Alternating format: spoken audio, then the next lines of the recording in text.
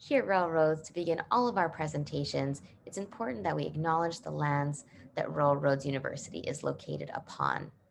So Railroads University acknowledges that our campus is located on the traditional lands of the Kosepsum and Lekwungen ancestors and families. There has been a long, long history of teaching and learning and gathering on these lands, and it's with great gratitude that we live, learn, and work on this beautiful space. My name is Selena Kunar, and I'm an education advisor here at Railroads University. And I am so excited to be joined by Dr. Jean Slick, Associate Professor and Program Head of our Disaster and Emergency Management programs, who's going to tell us a lot more about our Master of Arts and Graduate Diploma in Disaster and Emergency Management and our brand new online offerings. Thanks so much for being here, Jean. We look forward to chatting with you in a few slides. So you've learned a tiny bit about who we are, but we would love to learn a lot more about all of you. So if you feel comfortable, let's take that chat box for a spin. Please let us know, where are you joining us from? What sector, what world are you currently working in? What brought you today's webinar? Do you have any questions that you'd like answered? We will be exploring the online option of DEM, but we do have a blended offering as well. So if you have any questions about either format, please pop them in the chat box. So while our introductions are coming in, I'll turn my attention to our agenda to outline how we're going to spend our time together today. So next, we're going to jump into a brief exploration of the Railroads University experience, talk about the programs themselves, and cap off with walking through the application process and the requirements of our programs. Then, of course, we'll leave time for questions at the end of our session, but please feel free to pop questions in the chat box as we move along today. And speaking of our chat box, I'm gonna look at my second screen to take a peek at everyone who's joining us today. So we have Carrie from Quebec Air Force, Candace from Edmonton, Dave from Saskatoon from work, Michael from the Alberta Emergency Management ESS team in Edmonton, Farah from Jamaica, Geraldine from Tumbler Ridge, BC, Dan from Vancouver, Lieutenant Pat Luo from Richmond, Tammy from Calgary, who's in corporate communications with emergency response with various organizations, Rob from Winnipeg, Andrew from Trail, Cynthia from near Ottawa, currently working in business continuity and emergency management planning for public and private organizations, Michelle from Vancouver in facilities management, Rob, emergency management specialist, nuclear science in Ontario, Jeffrey from New Brunswick, Canadian Army engineer, looking forward to the online masters. Wonderful. And we just have a few more introductions here, so let's see everyone who's with us. We have JOPD Beck, military for 158 more days, Quebec, St. John. Mike, operations specialist aboard the Coast Guard hovercraft in Richmond, BC. Oh my gosh, this is so neat. We have folks from oil and gas, Squamish, Vancouver, so many from the military. And yes, thank you so much for your service. Patricia from Northern BC in mental health and addictions, Michael from BC Ferries. Well, we have a very full room that is spanning all across Canada and really all across the globe. So thank you all so much for being here. Please continue popping in the introductions in our chat box. It's such a great way to understand all of the different people and backgrounds that come together for a unique program like this. We'll take another swing back to our chat box shortly. But first, we want to tell you a little bit about some of the things that we value here at Railroads, starting with all of you. Here at Railroads, we really put emphasis on our first names first approach. That means that on our campus, you are your name, you are not a number. Everyone from folks like myself in your early planning stages, to your teaching teams, to Jean, the program head, we are all here and eager to learn about you. Why are you here? What do you want to get out of this experience? How can we help you do that? It's important to us that your learning journey here at Rural Roads is curated perfectly for you. And we can only do that by learning about you. And that starts with learning your first name first. We're also very proud of our real world classrooms. And what that means is here at Rural Roads, there's no division between out there and in here, between theory and practice. We're very fortunate to have our classrooms led by what we call scholar practitioners.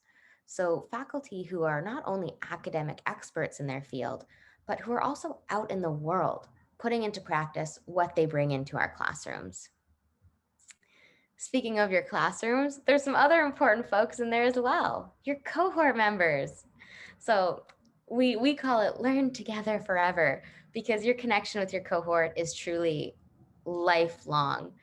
Um, it's so exciting to me when I get to meet alumni who share that, years after convocation, their WhatsApp chats, their Facebook groups, their yearly meetings, coffee dates, dinner dates, they're happening nonstop. These connections you make with your cohort are so deep and personal throughout your academic journey, but blossom into this diverse professional network upon graduation as well. Something that we really love about our cohort being so diverse, and as you can see by the backgrounds of folks who are interested in our programs, is that the learning doesn't only come from our faculty and our teaching teams. Much of the learning comes from the cohort members themselves. So you'll be learning as much from one another as you're learning from our wonderful faculty. So your cohort plays an, a huge role in your learning experience here at Railroads. And finally, life is also an education. We'll talk a little bit more about that when we get to the application requirements. But here at Railroads, as we've alluded to already, we want to know all about you. We don't simply want to know about your academic background, your transcripts. We want to know about your professional background. We want to know about your personal background. We take a very holistic approach to our application process here at Rural Roads to ensure our cohorts truly are diverse with folks with a variety of experiences to ensure that our learning is one of a kind. And speaking of our one of a kind learning, I'm going to pass it over to Jean to talk a little bit about Rural Roads and our learning in the online space. Thanks, Alina, and welcome to everyone today. So I'm Jean Slick. I am the program head and I teach in the program, and I started working at Rural Roads back on a permanent basis in 2012, 2009. And one of the things that I loved about this university is that it has this ability in terms of distance learning to provide education and a graduate program of studies while people are living and working. So we're really one of the first universities that had a solid experience doing this kind of education offering. And that really came to be helpful for us when the pandemic hit. And everybody did the pivot to virtual everything. Well, we were already in that space. So for us, it was a pretty seamless pivot because we just kept doing what we'd already been doing. But in the back of our minds all along, we had known that we were missing a group of people who might not be able to get to our residencies. So most of our disaster emergency management programs are blended.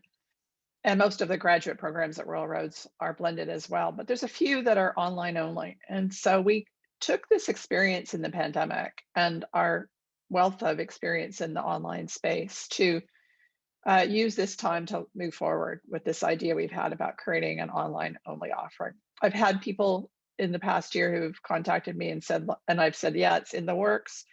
I couldn't give them a date when it was confirmed. We had to go through a lot of internal processes, but all of the paperwork's done. We're ready to sail. And so we're off with this and are quite excited about building on all of that capacity. So whereas a lot of other universities are having to deal with Online learning being something new, it's not new to us. It's what we have done and have a legacy of.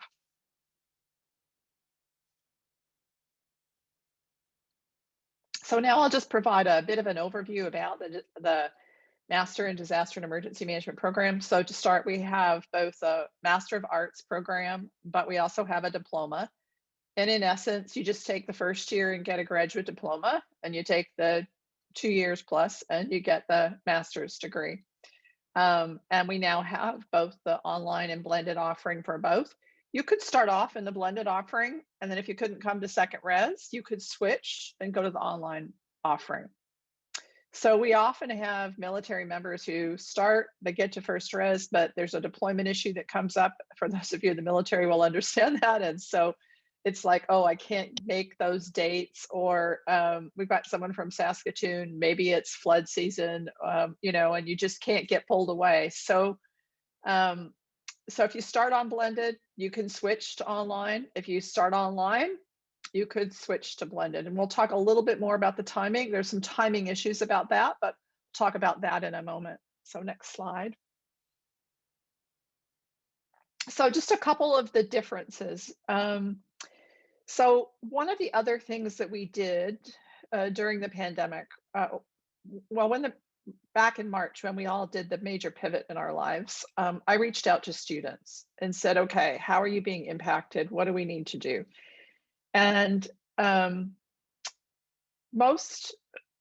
of the things that students needed was a little less stress in their lives, but they still wanted to continue with their schooling. So one of the things we did is we shifted to doing one course at a time. Now, our blended program is one course at a time, except when you get to the blocks.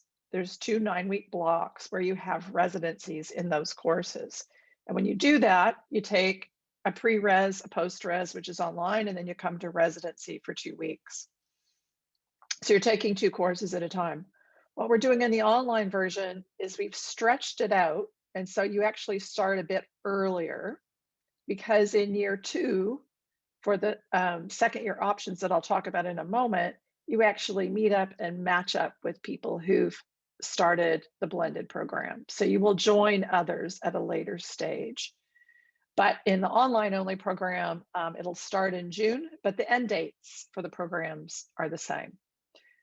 There is one week virtual residency in the online program for one of the courses. So you do need to take that time off from work for the virtual residency, and you can do it from home. We're all used to this now. So we pop online. I've got my first virtual res for one of these courses starting next week. So that is the only sort of time you need to take off of work.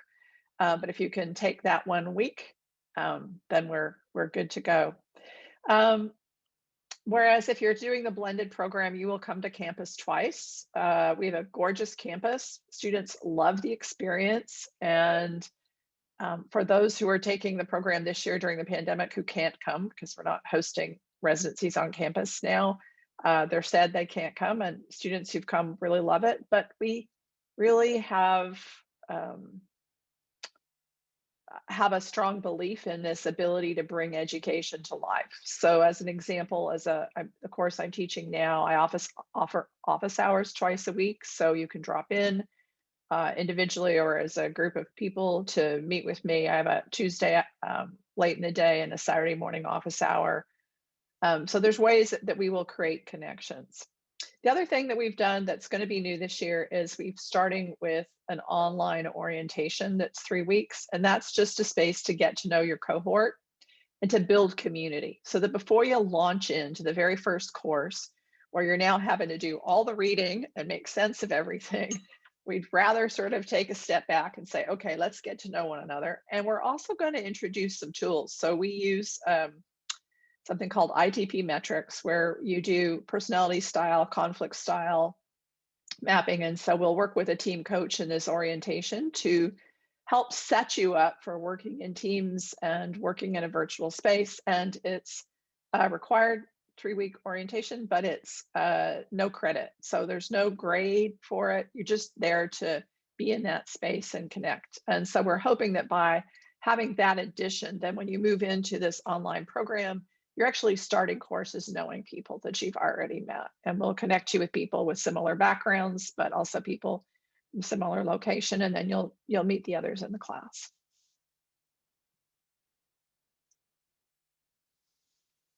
So in terms of the overall structure, you've got that preparatory course, student orientation to online learning, which we call SOL. And there's also an introduction to academic integrity. And then in the first year of the program, you have a set of required courses. You start off with the foundations of disaster and emergency management, because as you've seen in the chat box, people come from a lot of different backgrounds, and we want to get everybody onto the same page in terms of language and orientation to this field. But you're also going to start to get into understanding theories and research that have informed this new field of disaster and emergency management. And then in the second year, you shift to 3 options that you can take. You don't have to make that choice right away. We actually don't want you to make the choice right away.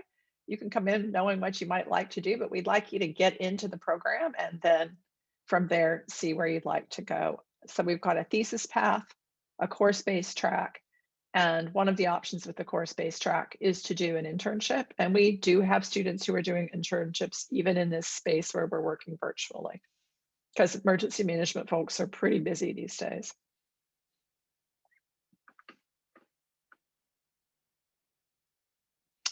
So as I mentioned, there's a few slight differences. If you were in the blended program, then there's some differences in the courses that you take during residency. In the online program, there will just be a different order of the courses that you would take. If you do the thesis, you will have an advanced research course that others will not take. And if you do the course-based track, there's an advanced professional practice course that is an option. The internship counts for 2 electives. Otherwise, in the course-based track, you'll take 3 electives. And if you go the course-based or internship track, the final course is what we call a short paper, but it's actually an applied sort of independent study project where you're delving deep into the literature into a topic that is of personal and professional interest to you.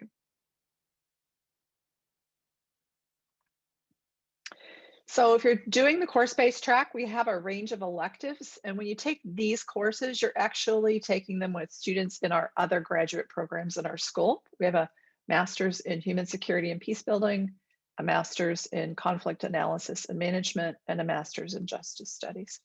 I've highlighted in bold the courses here that our disaster and emergency management students tend to take. There are only a set number of courses available at any one time, and we've kind of balanced it out based on what we know people's interests are. But you only need to take 3, and as you can see, I've highlighted more than 3, so there's a lot of choice in that space. I keep saying to the current students, what I want to do is offer an elective called COVID, where we have a deep dive into COVID and analyze that experience. We don't have that on the books yet, but it's one of the ideas that's percolating in the background. Next slide. So now what I'd like to do is just give you some examples of the courses, but I'm going to first, I'm just going to go over, there's a question. What confidence do you have that the November program will run specifically with the residency? We are pretty confident at this stage that by I'm just looking at my board, next April, which is when the residencies would run, that we would have people back on campus. The unknown for us all in all of our work in life is the variants and the effectiveness of the vaccines. But the initial, response to vaccine seems to be working. There may need to be additional booster shots, but we think that we'll be back into residency at that time. If we're not, it will still run, and we'll do what we're doing this year, which is there will be pre and post res online, and you'll take 2 weeks for res, except you'll be doing it from home, and we will have virtual residencies. So we will adapt that.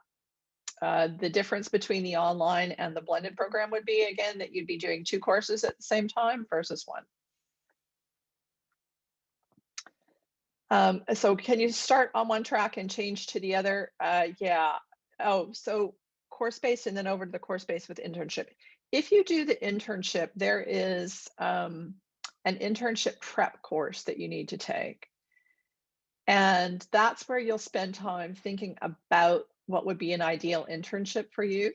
Some people come into our program, and you'll see this later, with a relevant undergrad, but not a lot of experience. They want to get experience in the field. Other people will have experience, but want to branch off and diversify or get a different kind of related experience. So it depends on what your focus is in your internship. And so we will spend time in the internship prep course setting you up for success. And then you also need to have the internship agreement signed with a sponsor before you take that. And then, and if you don't get that, then you would go to the course-based option. I think that I've got those questions there. Okay, so I'm just going to come back now, talk briefly about the design of some of our activities. So I really want to show you, like, what does graduate education look like at Royal Roads? You're not going to get the full feel, but I want to describe what some of the learning activities are so you can get a feel for how we approach education here. As Selena mentioned earlier, we try and bridge that space between theory and practice. So it is a graduate program. You are going to have to do some reading of academic literature and get a hang for that. But we do have, one of the courses you'll take is Foundations of Research. And so we're going to spend time if you haven't worked in this space of academic literature before, helping you to be able to read and understand that material. So this is an example. So 502, DEM 502 is the first course, the Foundations of Disaster and Emergency Management, and there's 3 units in the course. In the first one, you spend some time looking at hazards and disasters and think about it from a personal perspective. Then we delve in and have you look at and differentiate hazards, risk, and vulnerability. And then we finish the course off with a unit on DEM-related practices. Next slide, please.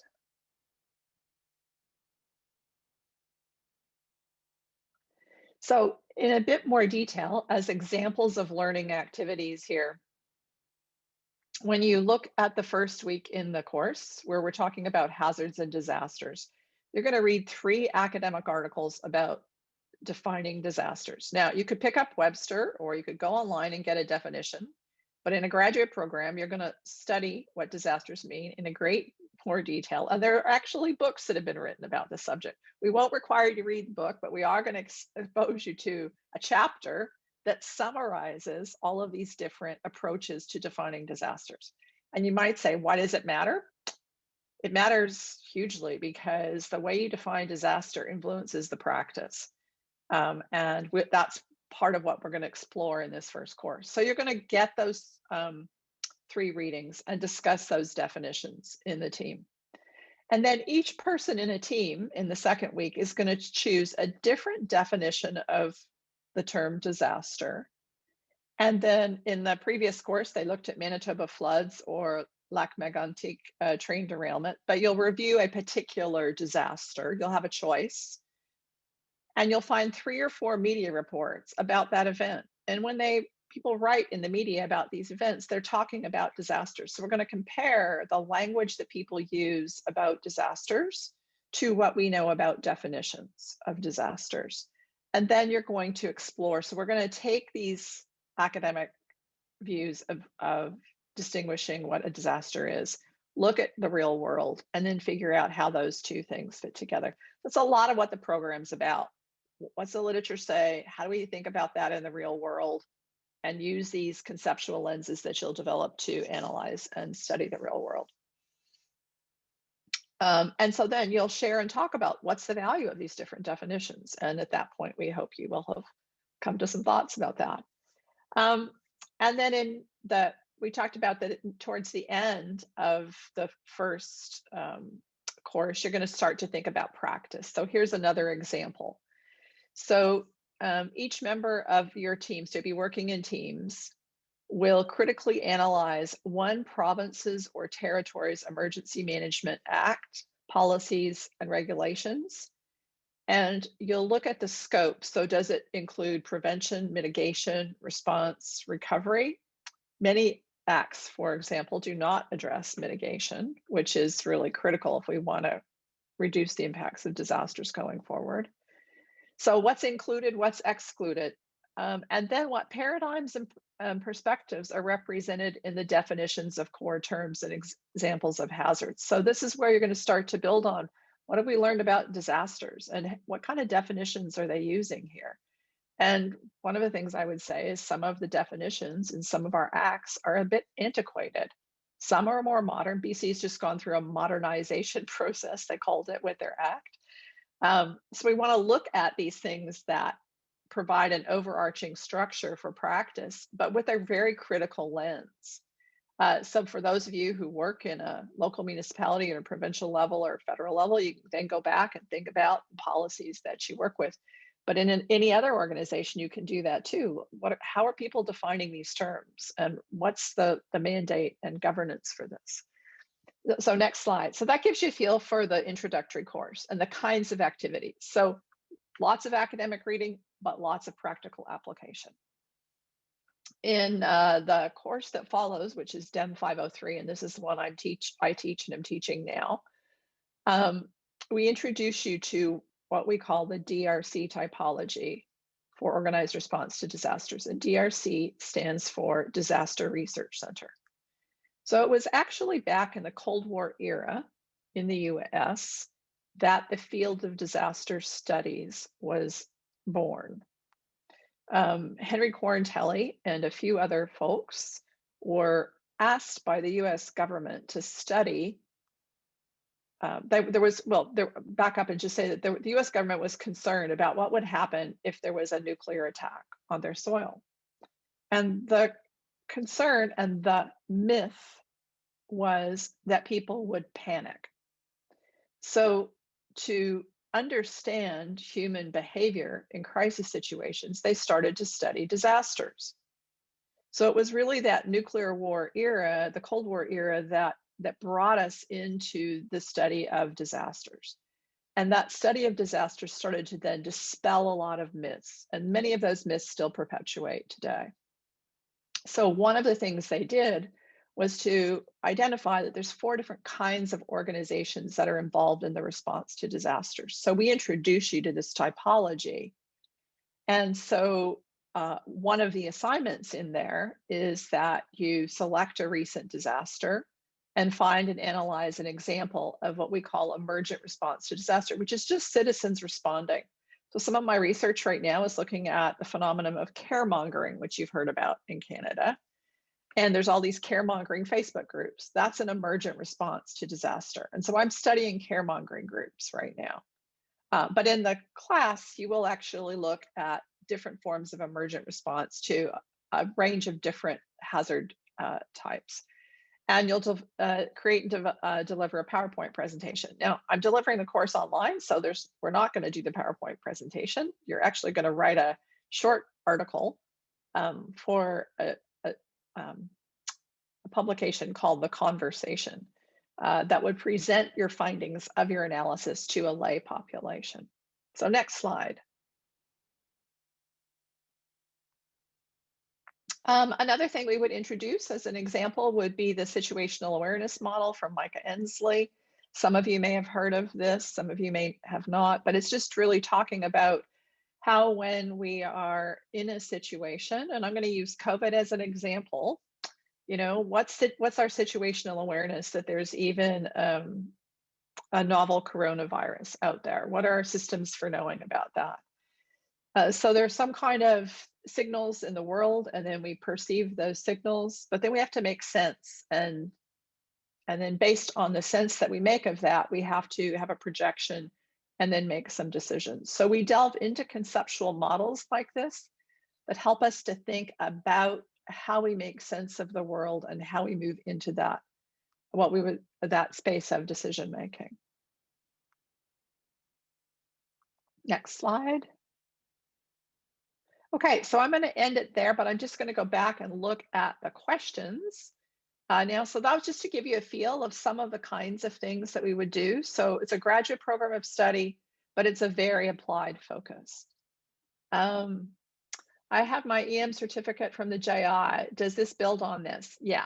So the JI offers training, and they do have an undergraduate program, but this would be at a much more advanced level. And so that's where you're going to get more into theory at a deeper level. And yeah, so at a much deeper level of study, I would say. But the EM certificate is a great foundation.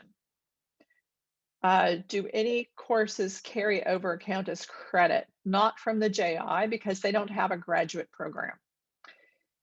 The only courses that would carry over would be if you'd been in a previous graduate program. Some students come in with a previous master's degree, and it's usually courses like if you've got a research course at another university and you've got a master's degree, you could apply to get transfer credit for that course. So there has to be a direct relationship between the content of a course at one institution and one of our courses in order to apply for a transfer credit. Can completed courses taken at another university be transferable for credit? So I've answered that. Being in emergency management now, will you be given credit for experience on related courses? So we don't give credit for experience, but we're going to in a course, but we give credit for coming into the program. And Selena will talk more about that in a moment. So you do need to take all the courses.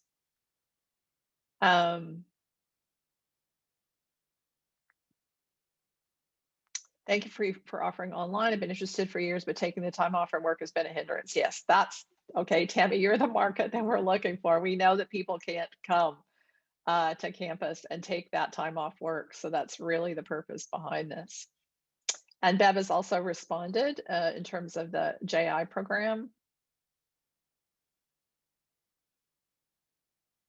Okay, so as with other rural roads programs, if you don't have an undergraduate degree, you have communication diploma with 15 years of experience, you can still apply to be admitted. That's correct. And we'll go over those admission requirements. Completed the Bachelor of Public Safety from JIBC, any transfer credit. And so no, again, that's an undergraduate level. So it's a great foundation for moving into the program here, but it's not a credit transfer because it's at a different level of study. So I'm going to pass it over, but just before I do, I'm going to say one of the things I love about teaching at Royal Roads is that we offer flexible admission. So we recognize that people have different kinds of life experience. Some people have formal education and an undergrad degree, and some people don't. And we have this ability here to recognize life experience and to offer flexible admission. And so we really do bring people from a diverse array of backgrounds into this space. Okay, so someone's going to be retiring in order to take the program. I've never had the time to do this concurrently with work. Yeah. Okay, I understand that. Long time coming. Yes, this ends like a great reward. And yes, I was involved with the disaster management program, Geraldine, at the Red Cross. I did work there for 28 years before coming to Royal Roads. Okay, back to you, Selena. Oh, wonderful. Well, thank you so much, Jean, for walking us through the program and giving us a better understanding of what it's all about. As we've all seen and we went through, we have some wonderful questions coming from that in the chat box. And, keep them coming. As Jean mentioned, we're going to do a quick walkthrough of the requirements for this program, application process, and things like that. But we do have time to answer some more questions. So please, as we're moving along, continue to pop them in the chat box, whether they're about the program, Royal Roads, or anything I'm about to share about the application process as well. So to start, we talk about admissions. And as we've talked about a little bit already, here at Royal Roads, we have two admission pathways, our standard admissions as well as our flexible admissions. So here we're going to start with talking about our standard admissions. So standard admissions into this program requires a 4-year or comparable undergraduate degree in a relevant and related field with a minimum GPA of a B+ from a recognized post-secondary institution. And we have a little asterisk here beside related field because we get some questions about what does that mean? So relevant and related fields are defined by each program based on disciplinary and or professional practices. Applicants are required to address how they consider their academic education to be relevant and related to the desired program of study. And you do that within your personal statement, which we'll talk about in a few slides. So flexible admissions, as Jean mentioned, this is the wonderful part of our Rural Roads experience where we're really able to take a holistic approach to looking at the students who want to enter our programs. So flexible admissions is for those folks who may not satisfy the requirements of standard admissions, but you know this program is for you. You know you're for this program. So let's explore a little bit about what flexible admissions means. So applicants without an undergraduate degree will normally require 10 years of work experience with a minimum of 2 years of relevant professional experience in a leadership or management position, or an equivalent combination of education experience. Applicants who meet the degree requirement but not the GPA requirement will be required to have a minimum of 5 years of relevant professional experience. And those folks who are coming in through flexible admissions will be required to complete academic writing and critical thinking several weeks before starting their program and obtain a minimum of a B+. So diving back into some of the things I just read about here, we have the double asterisks beside management position or leadership position.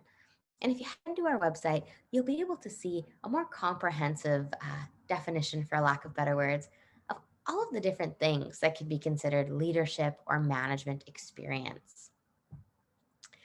Talking a little bit to academic writing and critical thinking. This is a well-loved course here at our university. It's offered every month, if not a few times a month, during busy times of the year.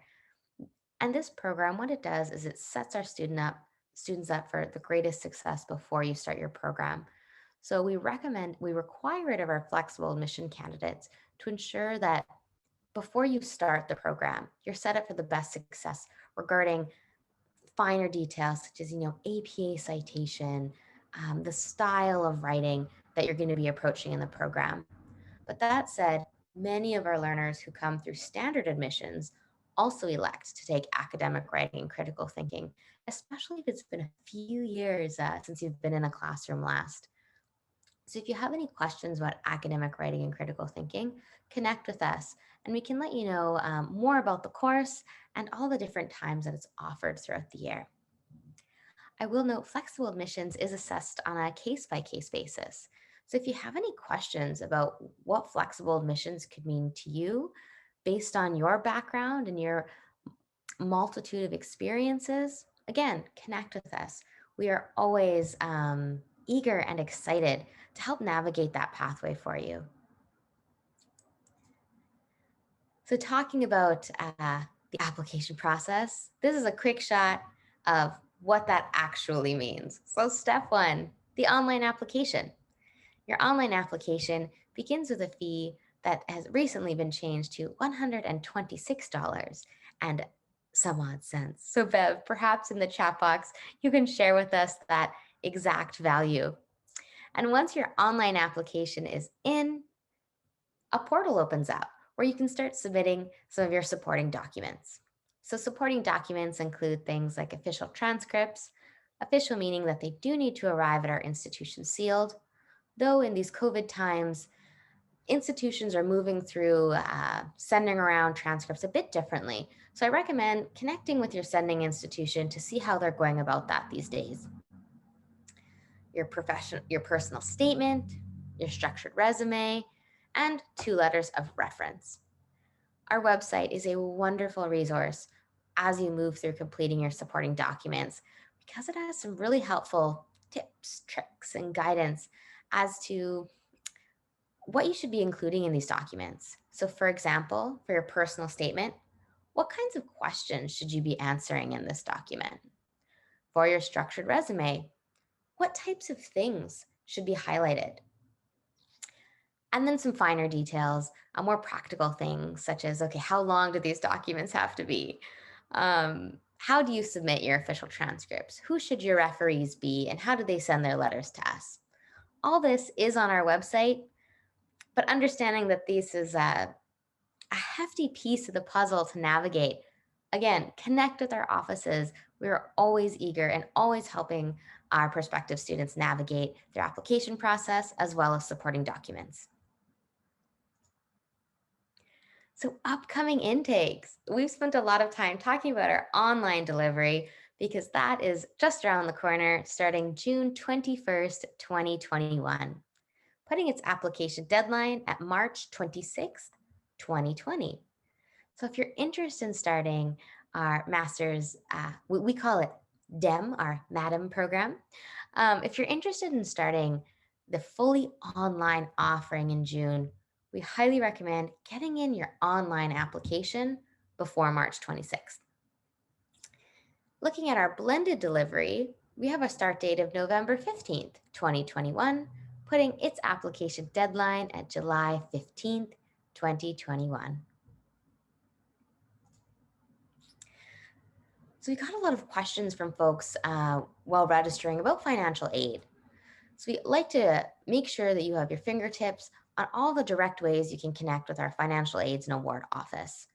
So this office is staffed with financial aids and award specialists who have their fingertips on resources internally, but also externally available to help with financial planning.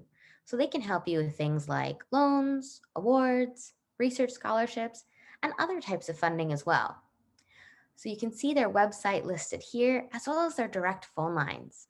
So if you have any question about anything related to financial aid, please connect with the Financial Aids and Awards office, as they are the experts who can help you out.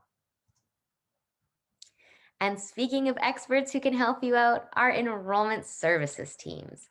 So you may have noticed them in our chat box already. We have Bev Hill, who's part of our domestic enrollment team, and Alana, who is part of our international admissions and registration teams, who are here to answer any questions you might have about this program or any others on our campus as well. So you can connect with Bev and her team at learn.more@rollroads.ca. And if you're joining us internationally, Alana and her team are happy to continue the conversation at learn.more.international@rollroads.ca. So that has brought us to the end of the formal slide deck. Though from the corner of my eye, I can see the chat box on my screen really making some moves. So why don't I bring down this presentation and let's hop into the chat box and start answering some questions. Okay, so I'm going to take a quick scroll up. I see we have Bev, Alana, Jean answering questions in the chat box already. So let's get to where that starts. Okay, so we had a question here about if I have a bachelor in environment management, is that relevant? And Jean had replied, yes, we would consider a bachelor in environmental management to be relevant. But as Selena said, we ask you to talk about how you see your undergrad being relevant in your personal statement. We have Alana who popped in a swack of links here for further exploration. Thanks so much, Alana, talking about flexible admissions and our academic writing and critical thinking course. Okay, Bev, who thank you, put in the correct fee for our online application. So that is $126.28. Alana, who's popped in a link here about some document submission guidelines. Oh, and then we have a great question here. The letters of reference that are needed for application, are those actual letters, or would only the contact info for the reference be acceptable? So I'm gonna try to see the future and think Bev probably has a response later on in this chat box to that. So we'll swing back to that in a second, but thanks for the question, Callum. Okay, so Carrie, when is the application deadline for the June start date? Oh gosh, I may have misspoke as I was going along. Thank you so much for catching that, Chris. March 26, 2021. So I apologize for the confusion there. 2021. So we're just around the corner to the application deadline if you'd like to start the program this coming June. Um, and a tiny tip, if you are interested in applying, definitely get your online application in before the close date that you see there. And if you have a few supporting documents still outstanding, you can get those in quickly after. So if you have any questions about how to navigate that deadline, if you're interested in applying, but you're thinking the time might be a little short, connect with Bev and her team or Alana and hers, and they'll be able to help you navigate that. Okay, so question here, beyond the guidelines on the resume, is there a preferred template for the structured resume? Oh, great question.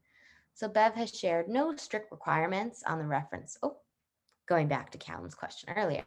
No strict requirements on the reference letters other than what's indicated on the web pages. So I'm going to try to see the future one more time and think we're going to get to an answer about, is there a template for that structured resume? Okay, so a question here from Elliot. Did I read that correctly? To enter the online, you need to apply over a year in advance versus 4 months lead time for the blended. And then Jean helps clarify the application deadlines. So to start, Except I messed that up too. So, oh, and then Bev corrected me. So it's I one was of the, I was scrolling down the webpage as I was typing. So we've got the correct dates up. So you need to apply by the end of March if you want to go in June, and you need to apply by July for a November start. So the exact dates are on there, but we're really just encouraging those, especially who want the online program, because the application deadline is coming up quickly. If you can at least get your application in. So just pay the fee and start that application process. You'll have a bit of time to get the other documents in after that, but you need to get it start. You need to be in through the gate just to start with that online application, which is not an onerous task. absolutely. We have a question here from John, a great question for you, Jean. How many students are accepted into the program? On an annual basis, we have 2 intakes, and so they used to just start at the same time. And so we've now shifted to have one of them be online and start earlier than the blended program. So on average, we have about 30 students in each of those cohorts each year. It'll vary, and what we don't know is whether we'll have more people taking the online or the blended program. We think that initially there probably will be more people still coming for the blended because that's what our history is. But as the online program becomes more well known, we think that that will also grow. Wonderful. Thanks, Jean. Um, so another great question here about payments. Are they course by course, semester by semester, or other? So Bev, if you don't mind helping answer that question in the chat box, that would be wonderful. Because then we can make sure you get the information that's specifically targeted to this program here. And then we had another great question from Jeffrey. What would be the start date in June 2021? As I'm on a career course right now, that already takes up most of my free time and might conflict with both the academic writing course and the beginning of the program itself. Oh, So Jeffrey, I've just put the response to that in the chat box for you. If you scroll down, I've given you the exact dates. So it starts June 21st, and you start with a 3-week online orientation, and then you have a 2-week break before starting the next course. All of our online courses are 9 weeks in length, and they all have at least a 2-week break in between, usually 2-week break, but sometimes over the holiday season, there might be a different break. wonderful. And I took a peek forward into the chat box.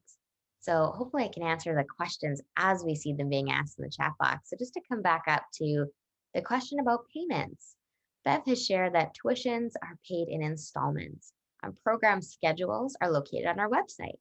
And she shared a link here to look at the program schedule specifically for either the graduate diploma or the Master of Arts program.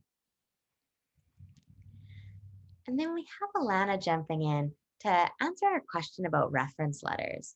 So, reference letters are actual letters. They can be received by email as official if they're emailed directly to the admissions office by the referee's business or institutional email addresses. We do not accept emails from personal email addresses. So, it is indeed a letter speaking about you. And again, on the website, we have some information about what we'd like the referee to speak to when drafting this letter for you. So we have a question about 2022 enrollment dates. Yes, so on our website, we do have our November 2022 date posted for the blended program. So if you're looking to start in 2022, we currently have a start date of November 21st, 2022 posted, putting its application deadline August 21st, 2022. Okay, so popping back into the chat box. Oh, great question from Tammy. Um, Jean, how much time on average are we to expect the course load will be per week? So great question. Each course is 3 credits, 3 academic credits. And for each credit as a student, you should put in 33 hours of effort. So for a 3 credit course, that's 99 hours of work. And in a 9-week course, that translates into about 11 hours a week. So if you're a slower reader, it might be a bit more time. If you're a whiz at things, maybe you can do it in a bit less, but it's going to be on average in that 12 hours a week is what you should plan for. Most of our activities in the courses are what we call asynchronous. So other than the virtual residency, you do not need to be online at the same time, but you will have deadlines. It's not independent study. So it's a completely designed course. As you saw some of the activities that were shared, we'll say you need to do these readings and discuss these definitions of a disaster with your initial posting for the discussion done on a Friday, and then a follow-up discussion by Sunday, as an example. So we'll give some general guidelines, but recognize that people have different kinds of work schedules. So that should give you a feel for what's required. And we have folks who are starting to jump off for next meetings and commitments coming at 1 p.m. So for those who do have questions, we have a few more minutes, so we'll keep answering. But for those that do need to pop away, thank you so much for being here. And a recording will be shared in the next day or so. So know that if you do need to pop off, you won't be missing any critical information. So popping back into the chat box, we have a question from Natalie. Oh, great question. A question asking about, can you apply for the first deadline and defer your application to the second, or application accepted and defer to another start date? So in essence, are you able to apply and then defer your acceptance if needed? And Bev has popped in the chat box saying, yes, absolutely. If you apply and are accepted and you need to defer to a later intake, you can do so. We have a wonderful comment from Dave sharing that I have to go back to work, but thanks for the webinar and the great information. As an RRU BA Justice Studies grad, I appreciate all the great work RRU does in delivering programs to working professionals. Oh, thanks so much, Dave, for saying that. And it's so exciting to have an alumni in our chat box looking to our MA programs. Thanks for being here. A question, if the residency does run, are there on-site accommodations? So I'll answer this question as our pre-COVID times. But Bev, if this is anticipated to be different, please pop it in the chat box. So generally, yes, for our uh, short learning intensives, we do have accommodation available on campus. I'll share that they are the old military dorms. So they are not 5-star by any means, but very nice nonetheless. During my residency, I did stay here on campus, and it was a really wonderful experience to be not only learning, but living with your cohort members too. Very cool. So if you have any questions about what that looks like, the booking process, costs, we have rooms that are, you have your room, and there's kind of a shared bathroom situation, or there are a few rooms that have your room and then a private bathroom as well. So you can always connect with our offices, Bev and her team, Lana and her team, and they can help you sort that out.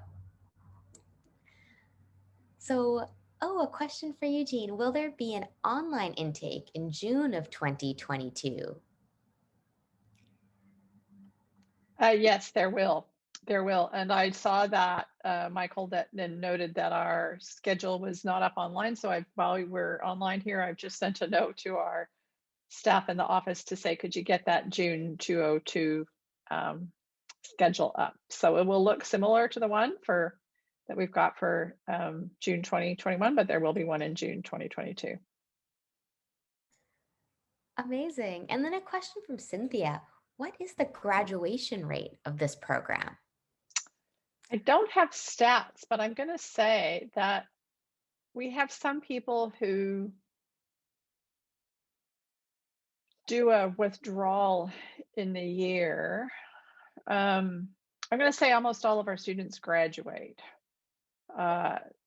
Just the big answer to it. The exception will be if things come up in your personal life that limit you from continuing. There are some students who get into a program and decide that a graduate program isn't for them, but that's very few, very few. So I'm going to say most people who start finish. And the students who take the thesis sometimes take a bit longer. You can extend your thesis period with, we used to have thesis extension fees and we don't. So if it takes you longer, there is no additional fee at this time for you to take longer to do the thesis. So, but I'm going to say most of our students graduate. I don't have an official rate. It used to be that every student had to do a major research project, which was kind of like a thesis. And we did have students who didn't finish that major research project. But now we've got these 3 different pathways for the completion in the second year. And what that's done is just really boosted our completion rate across the board. So I'm going to say clearly the majority of students finish. My guess is going to be at least like 90% of students finish in the time period that they set out to. Maybe there's 10% in a given year that need to take a leave. So we do have flexible policies. So if life things happen to you, as we say, which they do, we can predict that it will happen to a group within our cohort. You can take a leave of absence for a year if something comes up that means you need to stop your study. So yes, we've got policies to support you when life things happen. Wonderful. Thanks, Jean. And it looks like we just have one question here. 2 questions here. So we have a question here from Jeffrey. I completed a certificate at RMCC in 2017. Would I still be required to complete the academic writing prerequisite? Great question. So Bev will be, if you're located domestically within Canada at the moment, Bev will be the person who will be able to answer any questions specific to academic reading and writing requirements. So Bev, you're welcome to type in the chat box, but I can always connect you to via email later as well, whatever works best. And then we have a question here, and it likely will be the last question of our session today. Do many students go on to a PhD program? Yeah, we do have students. So the degree can set you up for doing that if you'd like to. I think COVID must have spawned people going to PhD programs, because I think I wrote 5 or 6 references for students this year, which is the norm is usually maybe 1 or 2 a year. We'll be asking for a reference to go on. And in fact, some of our students from the start of our program have gone on to do their PhD and are now back teaching with us. So we've completed that full cycle of having grads move on to do that. And several different universities you can go to do a PhD. And one of the questions is, do you need to do the thesis track to do a PhD? And it depends on which university you want to do a PhD for. You don't have to necessarily, but some institutions may require that. But those are things we can answer later on when you get in the program. Wonderful. Well, I think that's a perfect place to close our session. We're now talking about once you're in the program and graduated from the program. So that is a really cool conversation to be having. We look forward to everyone continuing the conversation with you. Please, while we've wrapped up our webinar for today and the question and conversations for this afternoon, it's never really over. So please connect with us, learn.more@railroads.ca or learn.more.international at railroads.ca, and we can keep chatting. Before we Okay, and then just one last thing for me. So because this is a new offering for us, and this is the first time to do a webinar, I'd really be interested in those who attended today, whether the online offering makes a difference. Like, are you interested in the online offering? Could you attend if we didn't have an online offering? Or are you just considering one or the other? So your comments in there would be feedback to us and would be really helpful to gauge interest. We did send a survey out to all of our prospects, people who were listed in our prospect base of having expressed some interest in the past. And and we could tell that some people, this would make a difference for some people. So I'm really just curious about your, whether this will help you or not. Great. This is great. Thank you for your comments there. Yeah, people with young children and 1.5 jobs, zero way you could attend in person. Okay, this is what we're designing it for. I could only do the online offering, could not do it other way. Yeah. Making a difference because of COVID restrictions. Then I'd like to switch to blended when able. Okay. Still like the idea of in-person residency. Yes, it is a great thing. You will still get to meet people in virtual residency, but you know, both are essential. Online is the best option, by far a big difference. I could try to make blended work, but I'd have to make it work. Like the slower start. So yeah, I would say that the sort of one course at a time just makes it it's a little bit longer. I think it's 18 or 20 weeks longer in length, something like that. But it just takes it at a slightly slower pace. Online is the only way for my situation at this time. Can you switch from blended year 1 to online year 2? I'm going to say yes, but it would be important to kind of look at that early, because there's a bit of, once we get past where the second residency is, then it's all the same. But in that space, right in that second residency period, there's a slightly different schedule if you're in online versus the residency. But if you wanted to start online for the first year and come to second res and then continue on, I think that that's doable. But we'd have to know early enough in your schedule so that you wouldn't be out of cycle and have to wait a year to catch up. That's the easiest way to say it. Online, definitely the way. I've been hoping for this option for a few years. Great. Makes it realistic option. Interested in hearing via email or otherwise what tools and how you're conducting the classes online, though. It's so new to many educational institutions. It really makes or break. Yeah. And so that's where earlier on we talked about having 25 years of experience. So the examples I gave you of things we're doing in the class are not new. My doctorate is actually in educational technology. So I've specialized at looking at how to teach online, and in particular in the disaster and emergency management program. So I've been involved in the design of many of the courses. So happy to share further examples with you. But I would say we're not a novice as an institution. We have 25 years of credibility behind us in being able to do this. Okay, online is a huge difference. I ask only because June 2021 is too early to start for me yet. So we're asked to get the June 2022 listing up. Keep checking for that. But if you're interested in that, just connect with one of our enrollment advisors and they can make note of that and we can get you the information once we have that schedule up. Okay, thanks for your feedback. That's really helpful for us because this was, taking a little bit of a risk to say that yes, we think people are interested. So your presence today and your feedback in the chat box is a real validation for us that there is a need for this. I would expect that this first cohort might be smaller because we just got the approvals recently. Even though the plan's been there, of course, you've got to get layers of approvals, and we had to do that. So it might be a slightly smaller class, but I still expect that we would have at least 20 students in the class. Amazing. Well, thank you, Jean, for all of your effort in making this online offering happen.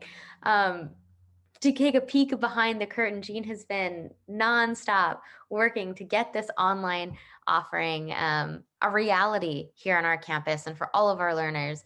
So, big thank you to you, Jean, for doing that. Before we close, was there anything else you wanted to add? I think that's it. So I really appreciate you all coming today. And if you've got more questions, please, please, please, please reach out to one of our enrollment advisors. They've also got a wealth of knowledge about our program and are really excellent at providing you with information. And if there's any questions they can't answer, they will reach out to me. So yeah, thanks a lot. And I hope to be reviewing your applications soon. Ah, okay. Well, have a great rest of your morning, afternoon, evening, depending when and where you're watching from. If you're watching our recording, a big thank you. And yeah, overall, have a great rest of your day. Bye, everyone.